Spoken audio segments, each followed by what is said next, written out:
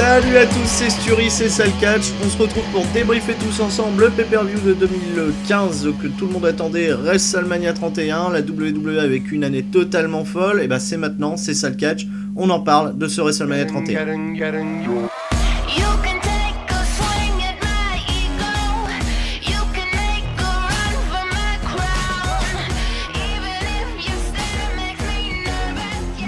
WrestleMania 31 est à Santa Clara en Californie le 29 mars 2015. Ça couronne donc une année fantastique de la WWE de 2014 à 2015, voyant ainsi Brock Lesnar agir en maître à la WWE, pulvérisant chacun de ses adversaires, faisant à chaque fois des apparitions totalement remarquées en pay-per-view.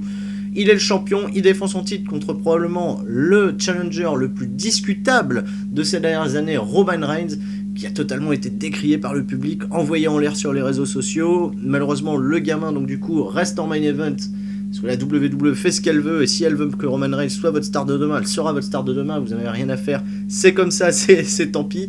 La WWE vous propose donc ce WrestleMania 31, un show qui aura été marquant, un show qui aura été génial. En tout cas, clairement pour moi, le meilleur WrestleMania de ces 10 dernières années.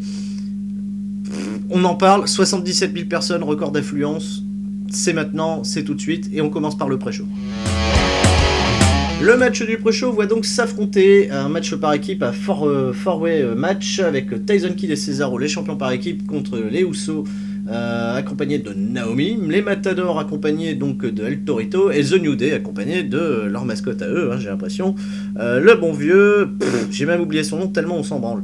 Un match super cool, malgré donc bien sûr on s'en doutait, Jey Uso qui se voit retirer rapidement du match après une blessure, puisqu'il était déjà blessé, il traîne une blessure déjà depuis quelques temps, je vous en parlais dans le précédent podcast. Match cool, Spotfest, on pouvait pas s'attendre à mieux ou à moins bien, c'était parfait. C'était la meilleure manière de mettre les talents en avant, les choses en avant. Cesaro qui l'emporte avec un blind tag. Franchement, j'ai bien aimé, c'était cool. Ça donne tout de suite le ton, un public qui pop Cesaro, donc ça c'était plutôt chouette. J'avais déjà la notion que les Smart étaient aux premières loges pour faire donner de leur voix, ça c'est chouette. C'est WrestleMania de toute façon. Super victoire donc du coup de Cesaro et de Tyson Kidd qui remportent le combat, qui conservent ainsi leur championnat par équipe. C'était cool et ça ouvre bien la voie. La bataille royale d'André le Géant qui a été foutue dans le pré-show. Quand on voit le show derrière, on comprend un petit peu mieux pourquoi. Bataille royale avec une petite particularité, la participation donc à la dernière minute de Hideo Itami qui avait remporté donc un spot à NXT pour y participer. Ça sera toujours bien et ça fera toujours plaisir aux 10 japonais qui ont fait le déplacement pour voir ce WrestleMania. Oui, bon bref. Malgré que si tous les Smart espéraient une bonne prestation de sa part, il n'aura pas démérité même s'il se fait éliminer donc un peu rapidement donc par le Big Show, mais bon bref, c'est pas le moment encore de le mettre over, c'est toujours sympa le clin d'œil, et puis ça fera donc partager un petit peu les vidéos et les vues au Japon pour la WWE, c'est toujours bon, on agrandit le territoire. J'avais prédit, si vous vous souvenez bien, j'avais prédit une victoire de Zack Ryder tellement je m'en branlais. Au final, on se retrouve avec, petite chose qui m'a surpris, les participants du précédent combat du match par équipe qui se sont retrouvés donc du coup en plus des participants annoncés de cette bataille royale. La construction était sympa, j'ai bien aimé la mise en avant donc du coup de la feud entre Sando et The Miz, et la victoire au final du Big Show ne me dérange absolument pas, c'est un beau couronnement pour lui, ça met l'autorité en avant, ça prouve que le Big Show est vraiment le digne héritier des valeurs, de la grandeur de André le Géant, même si pour moi aujourd'hui je trouve ça un peu con que le Big Show soit dans l'ombre d'André le Géant, puisqu'il a une carrière quand même qui dure depuis 20 ans. André le Géant a été connu surtout au top dans les années 80 et vraiment le tout début des années 90, le reste on a tendance un petit peu à s'en foutre. Et au final voilà, le Big Show qui aura une carrière quand même un petit peu plus immense, qui se sera quand même beaucoup mieux baladé dans le ring sur un point de vue athlétique et agilité, vivra toujours dans l'ombre d'André le Géant, donc bon allez, ce clin d'œil est toujours cool. Et puis ça me fait plaisir que le Big Show remporte ce match qui était chouette, qui était divertissant, sans plus ni moins, une bataille royale, voilà. J'ai pas mal popé encore une fois là sur Cesaro qui a été parfaitement utilisé pour mettre en avant donc justement le fait qu'il avait remporté l'édition précédente, et j'avais prédit, de toute façon je regardais ça avec mon bon vieux Kevin Rhino, on a regardé ça ensemble et je lui disais le mec qui éliminera Cesaro remportera la bataille royale, ça n'a pas manqué et le Big Show remporte la bataille royale après avoir éliminé Cesaro et Daniel Sando dans le final, un final un peu amusant puisque Sando a essayé d'éliminer Le Big Show en utilisant le même move que Chris Benoit. Ah, j'ai dit Chris Benoit. Que Chris Benoit, donc oui, bon allez, on s'en fout. Que Chris Benoit au Royal Rumble 2004, là, le petit clin d'œil était là. Ça a été esquivé, le Big Show a quand même révisé ses gammes depuis, il va pas toujours se faire éliminer comme un con là-dessus, et puis il remporte le combat. C'était cool, c'était bien, et on passe donc du coup au vif du sujet, le véritable show WrestleMania 31, c'est parti. Après un super petit clip de présentation de ce WrestleMania qui nous rappelle que tout est connecté, que les réseaux sociaux fonctionnent à mort, etc., présenté par le bon vieux LL Cool J. Aloe Black chante America the Beautiful. C'était mieux que les précédentes éditions avec Liane Garcia et sa voix de crécelle immonde. Oui, je sais, je suis méchant, je bâche gratuitement Liane Garcia. On a le premier combat qui est donc le ladder match pour ouvrir le show. Le ladder match avec Wade Barrett qui est l'actuel champion intercontinental, Daniel Bryan, Dolph Ziggler, Stardust, Luke Harper, R-Truth et Dean Ambrose. Autant vous dire, du beau monde. Un Money in the Bank match qui a été véritablement bien accueilli des fans et bien accueilli des critiques, et pourtant s'il n'y avait pas eu ce dernier échange de coups de boule entre Dolph Ziggler et Daniel Bryan sur le sommet de l'échelle, franchement j'en aurais pas donné vraiment cher. On a eu des bons bumps, on a eu un sick bump avec le powerbomb de Dean Ambrose qui est pour moi arrivé à un mauvais moment, puisque je m'attendais vraiment à ce que Ambrose fasse vraiment partie des 3-4 derniers catcheurs qu'on aurait vu vraiment à l'action dans le ring dans ce Money in the Bank. Finalement un peu décevant pour moi, à part comme je vous ai dit ce spot de fin. Ce qui était chouette, c'est que du coup tout a bien été fait, pas eu de botch, pas de trucs ratés, pas de spot trop dangereux et inutile. Mais pour moi ça ne vaudra jamais pour ce qui est pour moi le meilleur Money in the Bank ladder match que la WWE ait fait, ce qui était donc le Money in the Bank de WrestleMania 23, avec, si vous vous souvenez bien, Orton, Edge, les Hardys, CM Punk, Booker T, Finlay, Kennedy. Là on avait vraiment eu un match où tout était hyper bien goupillé, et pour moi ce match restera toujours le meilleur Money in the Bank. Ça restera donc un classique, un exemple encore pour moi inégalable, que je vous invite à regarder. La finalité, que Bryan gagne face à Ziggler, c'est cool, ça a ouvert, pour pas vous spoiler, un super match derrière à Raw. Et puis Daniel Bryan qui prend ce titre, forcément c'est un bon remerciement aux fans, c'est porter vraiment un gros intérêt à la ceinture intercontinentale. C'est une bonne chose, c'est cool. Dommage pour Barrett, mais j'espère qu'on verra Barrett au devant de la scène, au devant de la foule, enfin au devant dans le mainstream dans les semaines à venir, notamment avec la tournée et puis les shows qui auront en Angleterre, avec le retour de Sheamus, ça va toujours coller, ça sera toujours chouette. Bref, j'attends pas mal de ça, et pourquoi pas tourner Barrett pour l'opposer à Sheamus sur la tournée en Angleterre, ce qui pourrait être une chose superbe. Bref, victoire de Daniel Bryan, un bon match, on ouvre bien donc ce WrestleMania 31, et on passe à la suite. Match suivant, J&J Security accompagne Seth Rollins qui affrontera Randy Orton, un match particulièrement cool qui me laissera donc un peu dubitatif sur le fait que Randy Orton porte des coudières. Oui, je sais, il n'y a que moi pour voir ce genre de truc là, mais Randy Orton avec des coudières, ça m'inspire soit deux choses, soit il a pas assez taffé ses bras à l'entraînement à la muscu, il a pas suivi assez bien les conseils de Jean-Ange le musclé, soit il va y avoir des bumps à l'extérieur du ring. Au final, aucun bump à l'extérieur du ring, ce qui me rapproche plutôt de ma première hypothèse. Et au final, un super bon combat.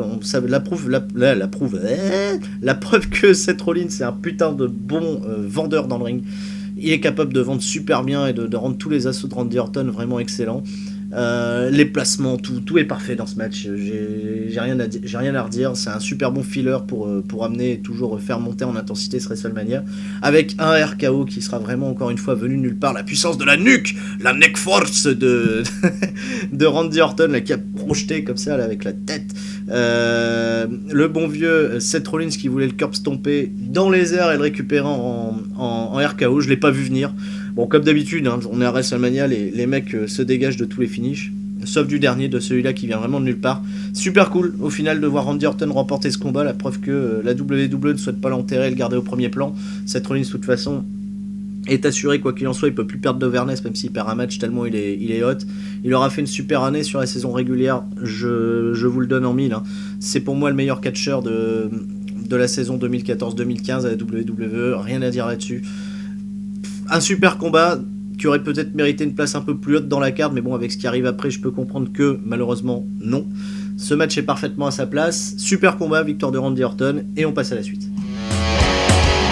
Sting contre Triple H, le match des icônes, le match des légendes, le match que tout le monde attendait, enfin surtout les fans du passé, un peu comme moi, qui ont connu la WCW à Canal+, avec donc Sting qui descendait donc du ciel pour aller s'attaquer à la NWO. Des entrées incroyables, l'entrée de Sting a été super drôle, ou au moins le fan qui était là au Raw d'après WrestleMania 30, qui attendait Sting arriver, a eu son heure de consécration en étant l'un des mecs qui jouait du tambourin à l'entrée de Sting. Non, je déconne, hein, c'est une blague, mais en tout cas moi ça m'aura fait marrer, j'ai tout de suite pensé à ça dès que j'ai vu ça. Bref, c'était plutôt fort d'art. Après la notion de les tambours nippons pour l'entrée de Sting, est-ce que c'est un lien, est-ce que c'est un rapport, ça fera toujours plaisir, comme je vous l'avais dit, aux 10 fans qui étaient venus voir Hideo Itami, de voir leur drapeau japonais quelque part. Bref, on s'en branle. Sting va au ring, il est super bien accueilli. Triple H a une entrée, mais encore une fois what the fuck-esque, avec du Terminator à gogo. Il manquait plus que Sting arrive avec Robocop et ça aurait fait un putain de troll de ouf, de génie. Mais même je trouve ça super kitsch, hein. L'entrée, je vous avoue, l'entrée de Triple H était quand même d'un kitsch infâme, toujours avec sa notion efficace à WrestleMania, ça va de soi. Le match est cool, même si on s'attend pas non plus à des choses incroyables, le public qui gueule du You Still Got It à Sting après qu'il ait casé ne serait-ce qu'un tour de hanche et un dropkick sur Triple H a eu son effet. Le premier moment clé bien sûr de ce match, c'est l'arrivée de la DX au complet pour aller essayer donc de foutre sur la gueule de Sting, et Sting qui saute sur les 3 mecs de DX, sur Billy Gunn, Road Dogg et X-Pac. À l'extérieur, il y a un topé suicidaire, j'ai fait what the fuck, qu'est-ce qui se passe, c'est quand même super cool. Et le pire de tout, c'est qu'après que Randy Orton, Triple H récupère le pedigree, la musique de la NWO, et là Hulk Hogan, Kevin Nash, Scott Hall qui arrive, la confrontation NWO DX, tout le monde en avait rêvé pendant les années 90 et au début de ces années 2000 d'avoir la confrontation ultime entre ces deux gangs là, et ça y est, à WrestleMania 31 Triple H a craqué le sac, il a overbooké le match à fond la caisse, on s'est retrouvé avec la NWO dans le coin de Sting, what the fuck, toute la DX du côté de Triple H, et là un moment incroyable avec la NWO, avec dans un premier temps Hulk Hogan qui fonce sur les mecs, corde à linge, ça part en brawl, X-Pac qui sait plus où il est, X-Pac, est-ce qu'il a fait partie des deux clans de la NWO, de la DX, qui pousse Hogan contre le coin, le bon vieux Kevin Nash qui arrive, qui court, poum, qui se tire la jambe, qui se déchire la cuisse. Ah mais ça c'était épique, il l'a fait exprès pour vous troller. Et là Scott Hall qui prend le hot dog entre les cuisses pour préparer le Outsider's Edge, et blanc, et il passe au-dessus, il prend un bump de taré sur un surpassement. Scott Hall qui prend un bump, merci le yoga, merci DDP. Un moment totalement épique. Finalement Triple H est dans la prise de soumission et dans le Scorpion Deathlock de Sting, et là incroyable, Shawn Michaels qui arrive de nulle part, super kick dans la face de Sting qui finit donc malheureusement par perdre ce combat, pas la suite de ça, il y a encore eu un petit échange entre les deux, et un coup de sledgehammer porté par Triple H, toujours avec le sledgehammer, qui remporte ce combat. Un handshake entre les deux à la fin, et puis les deux clans de chaque côté, d'un côté la NWO, d'un côté la DX. Le handshake pour moi était peut-être de trop, parce que bon, Sting qui serre la main de Triple H après donc avoir perdu sur un coup de sledgehammer, pour moi c'est un peu tranquille, mais bon allez, c'est pas grave, ça fera toujours du bien à l'ego de Triple H. Un match qui pour moi restera pas dans les annales sur son point de vue technique, ça c'est évident, mais sur son point de vue scénaristique, et c'est tout ce que j'attendais de ce combat. Des angles de vue incroyables, un scénario de ouf. Triple H est vraiment un dieu pour savoir raconter des histoires, et Sting du coup a pas eu l'air aussi fatigué, pourtant il a 56 ans Sting, il a pas eu l'air aussi fatigué que dans ses derniers combats, ses dernières sorties à la TNA. Franchement ça a été super bien amené, super bien utilisé. Et là aussi, c'est WrestleMania, c'est un véritable WrestleMania moment qu'on a vécu là. C'était super cool. J'ai adoré ce match. Je m'emballe quand j'en parle, mais je tiens à le dire, c'est probablement le match qui pour moi a volé le show, mais surtout parce que je l'ai regardé avec les yeux d'ado quand j'ai découvert la WCW, qu'il y avait le parallèle avec la WWF. C'était super cool. Je sais pas si les fans de la génération actuelle ont ressenti ça de la même chose, probablement pas, mais en tout cas pour nous, ceux de cette génération-là, c'était particulièrement super cool. Allez, la suite. Paige et Jelly contre les Bella Twins. Comme je vous ai dit, je n'attendais absolument rien de ce combat. C'était bien, c'était propre. Malheureusement, elles n'ont pas du tout eu le public avec elles, puisqu'elles passaient derrière un excellent Sting Triple H, comme je vous ai dit, qui a fait monter en intensité d'un cran ce WrestleMania. Les gens ont besoin de souffler. Je ne pense pas, n'ont pas prêté beaucoup d'attention à ce match. On leur a quand même filé 6 ou 7 minutes. C'était, comme je vous l'ai dit, propre. Et Jelly et Page l'emportent. J'attendais rien de particulier dans ce match. Il ne s'est rien passé de particulier. Au moins, les nanas ne se sont pas chiés dessus. Et le catch, en tout cas, de ce qu'il y a eu dans le ring, était propre. C'était bien. C'était pas non plus exceptionnel. Et dans tous les cas, je pense pas qu'on en retiendra grand chose, à part que c'était le premier WrestleMania de Page. Et que les Bellas se sont mis accidentellement sur la gueule. Ça débouchera sur rien, malheureusement. Victoire de Page et Jelly, on passe à la suite. Petite vidéo récapitulative du Hall of Fame de la veille, où on se sont vus introduire Hall of Fame 2015 Rikishi, Larry Zbyszko, Alundra Blaze, qui est toujours aussi hot et qui a fait un super discours, notamment sur les nanas de la All Japan Pro à l'époque.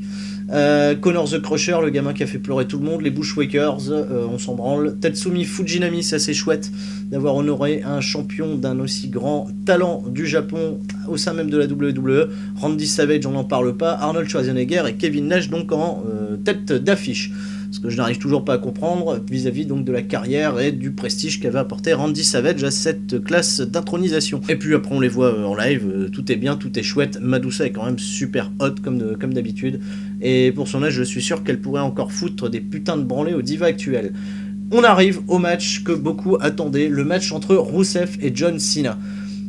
Il y avait déjà des rumeurs comme quoi que Rusev allait avoir une entrée fulgurante et un stage d'entrée magnifique, une entrée fracassante à WrestleMania, et ce fut le cas. Putain de putain.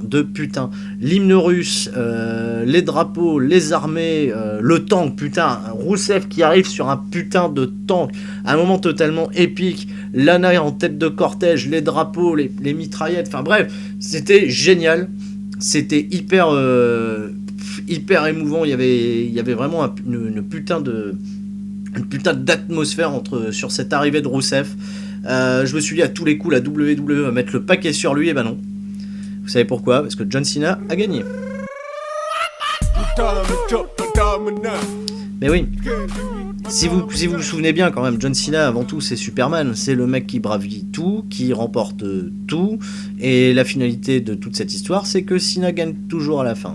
Cena est un peu comme l'avait très bien rapporté Max Landis dans son exposé sur Wrestling Isn't Wrestling, que je vous conseille de voir.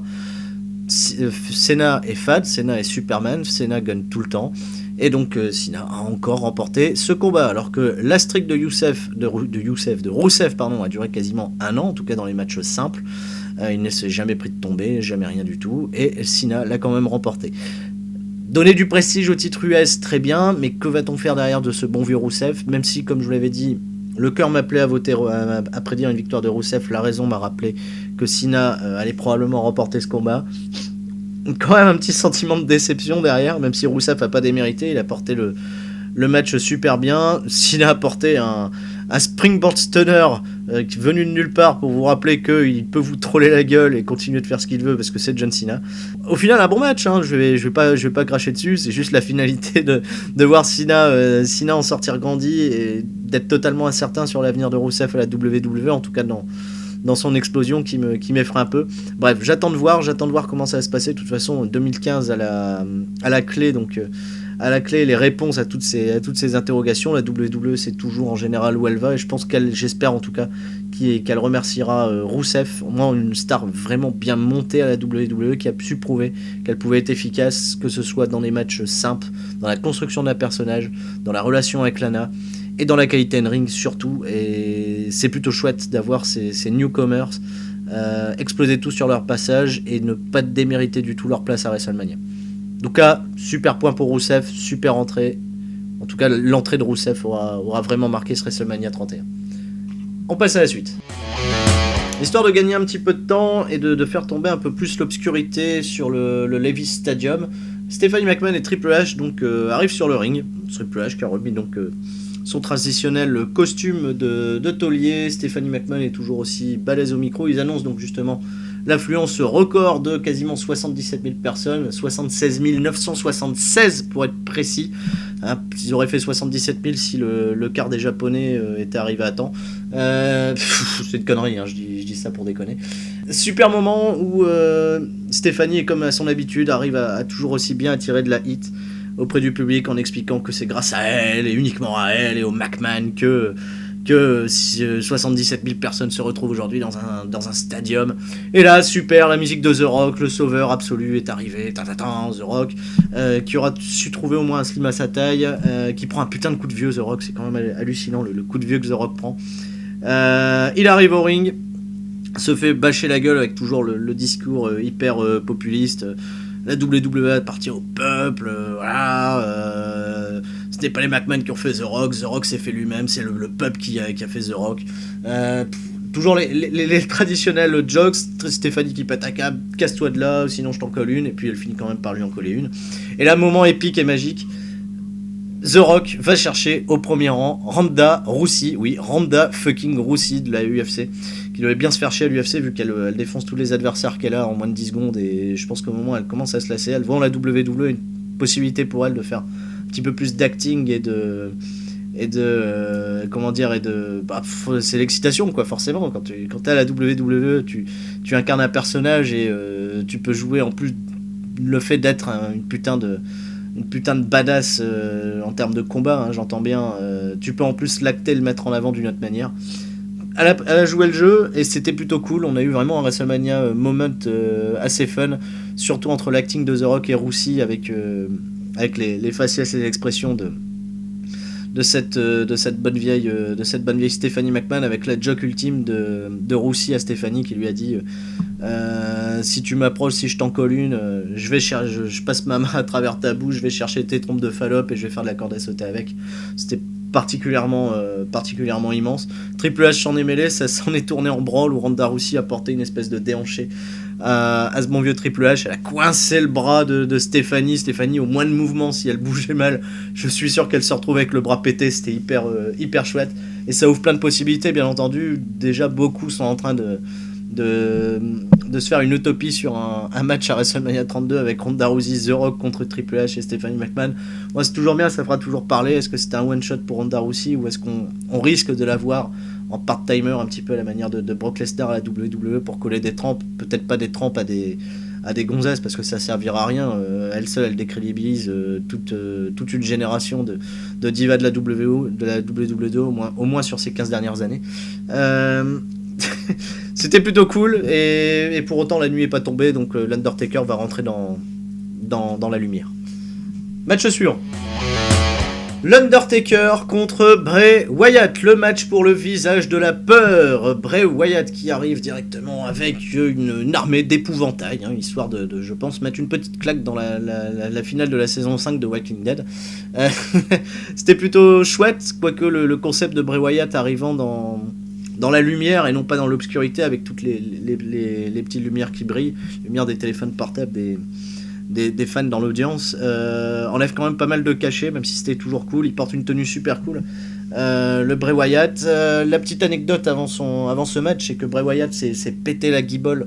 Il s'est fracturé, apparemment, je ne sais pas si c'est une fracture, mais en tout cas c'est lourdement blessé à la cheville avant WrestleMania 31, juste avant. Il a porté un plâtre jusqu'à l'entrée de son match, était déjà donc bien amoindri avant de démarrer le combat, et pourtant ça s'en est très peu ressenti pendant le combat. C'est pour ça, chapeau l'artiste, show must go on, quand on dit, malgré la blessure il a su répondre de présent à l'événement et c'était tout à son honneur. L'Undertaker a laissé pousser ses cheveux à nouveau, ce qui m'a un peu surpris puisqu'il avait vraiment une gueule de tueur et de badass avec son mohawk. Et finalement, il est revenu un petit peu à un style traditionnel que lorsqu'il était le American Badass, avec la coupe de cheveux et le pantalon en cuir. Il a l'air en bonne condition physique, c'est peut-être pas trop déconnant, mais pas une entrée épique comme on a pu le voir à tous ces derniers WrestleMania, une entrée finalement un peu sobre. Un super bon accueil, hein, quand même, malgré tout, du public, c'était à souligner. Et au final, un match long. J'ai trouvé qu'un match de 15 minutes entre Bray Wyatt et l'Undertaker était particulièrement long, surtout qu'il s'est passé peu de choses, comme d'habitude, hein, bien sûr, tout le monde se dégage des finishes de tout le monde, mais pour que la finalité soit que l'Undertaker batte Bray Wyatt clean. Bon, c'était à prévoir qu'il le batte clean. Après un deuxième tombstone piledriver, je me suis dit, bon, ok, est-ce que ça va faire passer Bray Wyatt pour un con au final, ou est-ce que c'est donner du crédit à un Undertaker qui reviendra probablement pas avant le prochain WrestleMania, pour probablement, comme je l'ai dit, prendre sa retraite? Est-ce qu'il y a une véritable utilité à tout ça? Je ne sais pas. Et la position de ce match en pré-main event, ouais, un peu sceptique, pas un super combat. Il y a juste un spot qui m'a fait pas mal poser de questions. Bray Wyatt veut porter un coup à l'extérieur du ring sur l'Undertaker et va se vautrer tout seul comme un con dans les escaliers du ring. Je me suis dit, mais quel qui est con, pourquoi il a fait ça? Et on le voit boiter derrière. Je me suis dit, bon, ok, ça c'était un petit peu débile. Comme prévu et comme on pouvait le supposer, il y a eu le fameux spot où Bray Wyatt marchait en faisant l'araignée en ponté là comme ça, et l'Undertaker qui se relève pour faire les photos et le WrestleMania moment. Bray Wyatt a un super bon acting, il craint à fond l'Undertaker au final, il en a chié dans son froc, il avait un pantalon marron déjà pour la blague, donc c'était pas mal. Et victoire de l'Undertaker, bref, pas le match du siècle, je m'attendais à mieux, surtout de la part d'un mec comme Bray Wyatt. Malgré qu'il y ait une blessure donc qui l'handicape un peu, l'Undertaker est peut-être bon pour la retraite. En tout cas, le prochain WrestleMania, je pense qu'il serait quand même bien raisonnable que ce soit le dernier pour lui. J'espère au moins qu'il repassera faire un petit coucou à la WWE sur un event classique pour annoncer, teaser tout ça pour l'utopie générale, hein, un match contre Sting. Si là, il va falloir vraiment jouer sur de l'acting et sur une super histoire à raconter dans le combat, parce que je pense pas que les deux soient en super conditions physiques pour porter un vrai match de catch. Bref, c'est mon point de vue, mais la WWE est là pour nous prouver qu'on a toujours tort au final. À moi de voir, à vous de voir, et à être patient pour la dernière de l'Undertaker. Allez, match suivant. Et le dernier match. Roman Reigns contre Brock Lesnar pour le championnat de la WWE, le championnat mondial, le championnat ultime détenu par le bon vieux Brock Lesnar. Je ne le dirai jamais aussi bien que Paul Heyman, même si bon, je me suis entraîné. Hein. The reigning, defending, undisputed WWE heavyweight champion of the world, Brock Lesnar. Like a mouse. Pour parler en très peu de mots du combat que vous allez voir, que vous avez probablement vu. Si vous ne l'avez pas encore vu, voyez-le, parce que c'était probablement un des combats les plus marquants de ces dernières années. On a le droit à un beating, un véritable beating de ce bon vieux Brock Lesnar sur Roman Reigns, avec un Roman Reigns qui pour moi m'a vachement surpris, puisqu'il passe son temps à vendre en souriant. J'ai eu l'impression de voir Sangoku super guerrier qui devait donc être sur le point de se faire niquer la gueule pour revenir toujours plus fort, parce que comme vous le savez, un Saiyan, une fois qu'il frôle la mort, revient toujours plus fort. Et c'était exactement ce que j'ai vu dans ce match, surtout dans l'acting de Roman Reigns, et j'ai été vachement surpris, c'était plutôt chouette. À Brock Lesnar qui est génial avec un magnifique...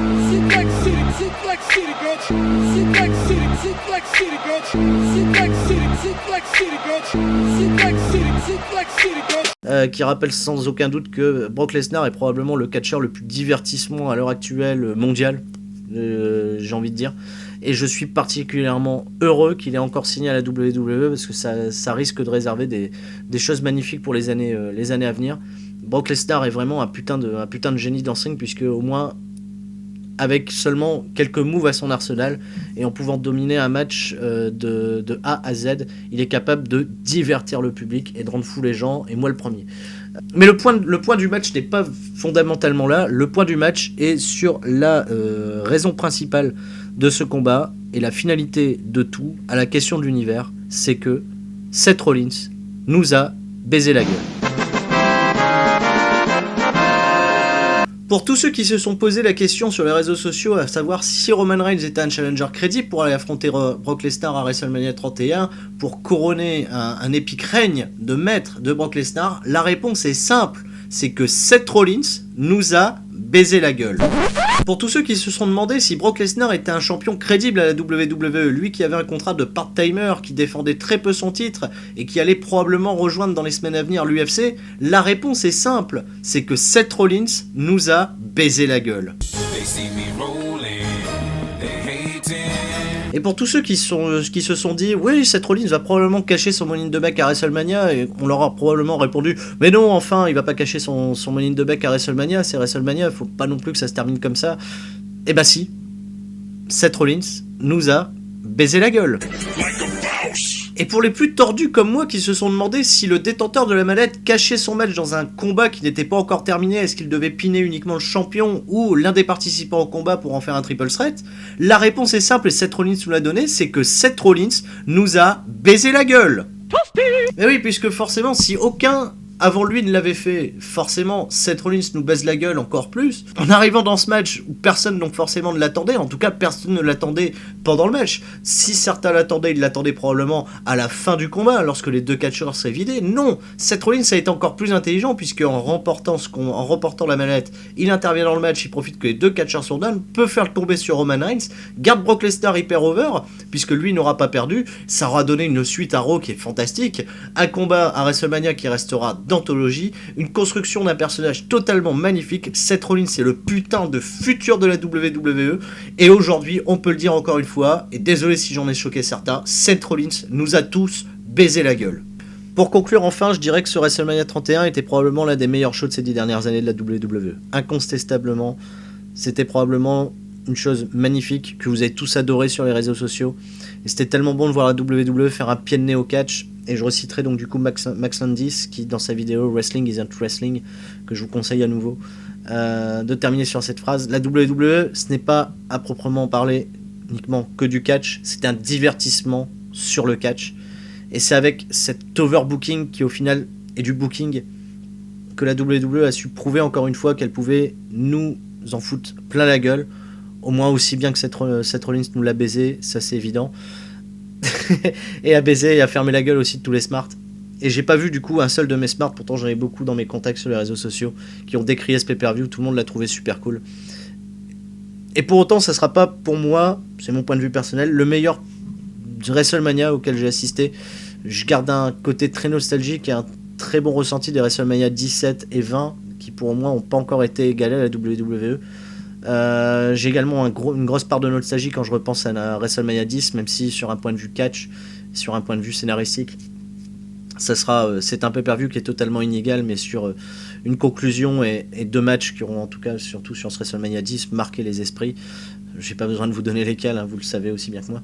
La WWE nous a montré que cette année 2014-2015, où elle a été en pleine transition, a su créer des stars comme Rollins, comme Reigns, comme Ambrose, comme Wyatt, comme Rusev, a su parfaitement maintenir au top les stars actuelles, des gars comme Ziggler, des gars comme Bryan, qui ont brillé, ça c'est évident, a su ressortir les stars du passé. Orton est toujours au top, Cena est au top, Sting, Triple H, l'Undertaker, c'était chouette. La finalité c'est que la WWE est pour moi clairement numéro 1 aujourd'hui, et a su briller dans une période peut-être un peu noire du catch avec le décès tragique de Pero Aguayo Jr. a fait une putain de super but pour le catch, et ça c'est bon, j'ai envie de dire. Si vous avez pu vivre comme je l'ai vécu ce show de catch en live sans être spoilé forcément, vous avez dû bondir de votre chaise à des nombreux moments, et c'est ça que j'aime, c'est ça le catch, c'est ça qui rend ce divertissement si particulier, si magique, si réel et si émotionnellement fort.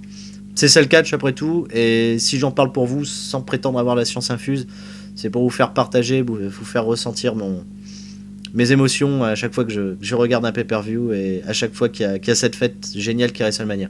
Merci la WWE, merci à vous d'avoir écouté ce podcast jusqu'au bout. N'hésitez pas à le partager, à le commenter, à débattre du catch ici en direct. Je répondrai toujours avec grand plaisir à vos questions. Et un grand merci aussi, je tenais à nous le préciser, pour les 1000 abonnés. Le seuil a été passé. L'Epic WrestleMania des internets, par contre, est arrivé un petit peu en retard, mais bon, ça c'est pas grave. J'espère que vous l'apprécierez tout autant et que vous le partagerez également. Un grand merci à tous, c'était Story. On se retrouve, j'espère, prochainement pour un nouveau débrief de pay-per-view, si vous le voulez. D'autres le font aussi, donc j'aimerais pas non plus leur piquer leur boulot. C'est pour moi juste l'occasion du coup de garder le contact avec vous, de vous parler de catch d'une manière un petit peu plus claire pour moi que de vous jouer à des jeux vidéo. Allez, salut à tous, c'était Story, à la prochaine, ciao ciao.